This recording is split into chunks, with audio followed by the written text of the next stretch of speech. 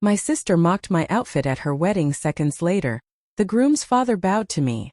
The moment I stepped into that wedding hall, I felt it. Eyes turned. Whispers followed. Not admiration, judgment. My sister spotted me right away. She froze, then smirked. "Really? That's what you decided to wear to my wedding?" she said. Her friends laughed. Loud enough for me to hear.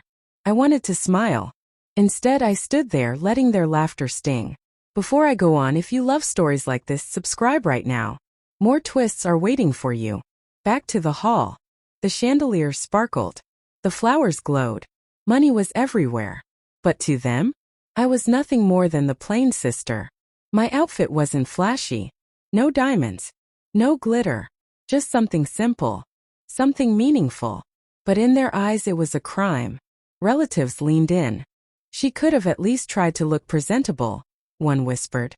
"She looks so plain." My parents exchanged awkward glances. My mother pressed her lips together. My father cleared his throat and turned away. Silence from them. And silence sometimes hurts more than words. I swallowed hard. Should I leave? Should I defend myself? No. Not yet. Because deep down I knew something no one in that hall did. I walked to my seat. Every step more stairs. Cousins smirked. "Don't worry," one whispered. "You'll blend into the background." More laughter. It hurt. Of course it hurt. But mixed with the sting was patience. Patience and quiet strength. The wedding started. Cameras flashed. My sister walked by again. Her arm locked with her new husband. She glanced at me, then whispered in his ear. He chuckled, looked away. I clenched my fists under the table. Did she forget everything I did for her? The nights I stayed up to help her study. The times I covered for her. The sacrifices I made so she could stand here today. And yet here she was. Mocking me. Dismissing me. Reducing me to fabric. My aunt leaned over to another guest. "If she couldn't afford better, she should have stayed home," she said. "Imagine embarrassing your sister like that." More laughter. More whispers. But then something different. From the groom's side. His family had been watching quietly. Among them was the groom's father. Respected. Powerful. A man whose opinion mattered. And unlike the others, he didn't laugh. His eyes lingered on me. Not with mockery. Not with pity. Something else. The night went on. The insults grew bolder. One of my sister's friends accidentally spilled champagne near me. "Oh, I'm so sorry," she said, smirking. The others laughed. I wiped my sleeve. My heart raced. But not from shame. From anticipation. Because I knew. They thought my outfit was plain. They thought I was broke. They thought I was nobody. But the truth was about to change everything. The groom's father rose from his chair. Slowly. The room noticed. Conversations hushed. He walked toward me. Step by step. His eyes locked on mine. My sister's face fell. Confusion. Fear. My heart pounded. They all saw fabric. But he saw something else. And in that moment, the mask of humiliation they tried to place on me began to crack. The hall buzzed with music. Glasses clinked. People laughed. But not at the jokes. At me. Everywhere I turned I felt it. The stares. The whispers. The smirks. One cousin leaned into another. "She looks like she came straight from a thrift store," he chuckled. Their table erupted in laughter. I pretended not to hear. But inside every word cut deep. My sister walked past again. She paused, glancing at me. "Maybe next time try something classy," she whispered. Her new husband shifted uncomfortably. But he didn't defend me. Not once. Even my parents avoided me. When the photographer called for a family picture, my sister looked right at me and said, "Do we really need her in this shot? It'll ruin the look." Gasps. Then silence.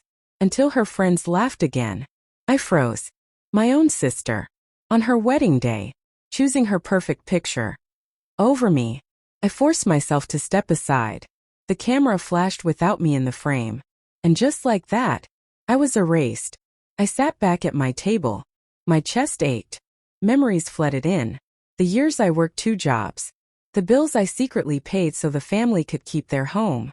The college tuition I helped cover for her. This same sister who was mocking me now. But none of it mattered to them, because all they saw was fabric. The groom's relatives whispered too. "She doesn't belong here," one of his aunts said. "Not in that outfit. Not in this family." But the groom's father, he kept watching, carefully, quietly, almost like he knew something they didn't. The music grew louder. The dances began. And the insults only sharpened. My cousin brushed past me. "Don't worry," she said with a smile. "You're invisible tonight." Her friend added, "Well, at least her outfit makes it easy to ignore her." They laughed. I didn't. Because I knew. The more they mocked, the harder the silence would hit them later. Still, every moment was a test. Should I leave? Should I make a scene? No. Not yet. I sipped my drink slowly, breathing through the pain. The chandeliers glittered above me. The room sparkled with wealth. But I stayed quiet. Because in just a few moments, the very man they all respected most, the groom's father, was about to do something no one expected.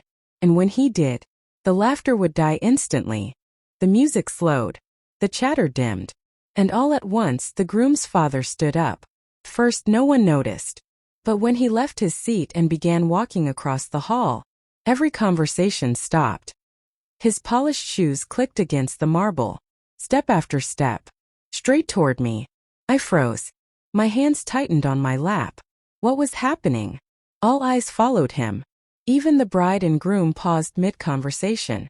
My sister frowned, confused. Her friends tilted their heads. And then, he stopped right in front of me. The room went dead silent. You could hear the chandeliers humming above. Every guest leaned in, waiting. And then, the man everyone respected, the man with money, power, and influence, bowed to me. Gasps filled the hall. My sister's smirk vanished instantly. Her wine glass shook in her hand. The groom's mother clutched her pearls. Whispers spread like wildfire. Why is he bowing? What's going on? Who is she? I blinked, stunned. Sir, what are you? I whispered. But he smiled gently. I should be the one bowing, he said. Your outfit. I recognize it. The hall erupted with confusion. People craned their necks. Recognize it? He continued. This isn't just fabric. This is the design that won the Global Heritage Award 2 years ago. Only a handful of pieces exist in the entire world. Gasps again. Mouths dropped open. The whispers turned into shock. My sister's face paled. Her groom's hand slipped from hers. I finally spoke. Yes, I designed it myself. It's not about wealth. It's about meaning. About history. The groom's father straightened, looking around the room. You've all mocked her tonight, he said firmly. You laughed at her outfit. You called it plain. You called it cheap. But what she's wearing is worth more than every diamond in this hall combined. Not just in money, but in dignity. The silence was deafening. I stood slowly. The strength I had held inside for years finally burst through. I looked directly at my sister. Mock me all you want. But remember, without me, this wedding wouldn't even exist. Gasps again. Whispers rippled. Because it was true. The tuition I paid. The bills I covered. The sacrifices I made. All so my sister could stand here in her gown. I stepped forward. You erased me from the family photo. But you can't erase the truth. Every light in this hall, every flower in this room, every smile on your face today, exists because I held our family together when no one else did. My sister's eyes welled with tears. She opened her mouth, but no words came out. For the first time that night, she had nothing to say. The guests stared at me differently now. Not with laughter. Not with pity. But with respect. Some even with shame. The groom's father nodded firmly. This young woman deserves your respect. Every single one of you. Don't forget it. He returned to his seat. The hall buzzed again. But this time not with insults. With admiration. And I finally breathed. Because silence had turned into power. Humiliation had turned into dignity. And the girl they thought was invisible had become unforgettable. I walked out of that hall with my head high. Not because of the bow. Not because of the whispers. But because I knew the truth. And the truth always wins. If you've ever been underestimated, If someone's ever mocked you for being different, remember this. They only see what's on the surface. They never see the battles you've already won. So stand tall, because one day they'll bow too. And if this story touched you, don't forget, subscribe for more. Like, share, and drop your thoughts in the comments. We read every single one.